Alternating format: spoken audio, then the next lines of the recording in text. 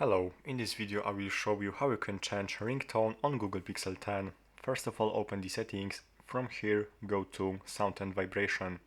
Here you are able to find ringtone section, so open it and there is some ringtone that you can select for your Google Pixel 10. Let's take this one for example and click save in the top right corner, and now as you can see I have a different ringtone.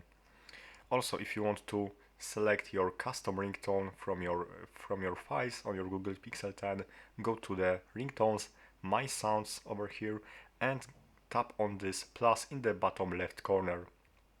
And here you are able to find your local files. So to find the audio files, you have to click on the icon in the top left corner, and there is audio section, and here you can find your audio that you can select as your ringtone. So let's take this one for example. Let's select it and click save in the top right corner, and I have my custom ringtone from my audio files enabled.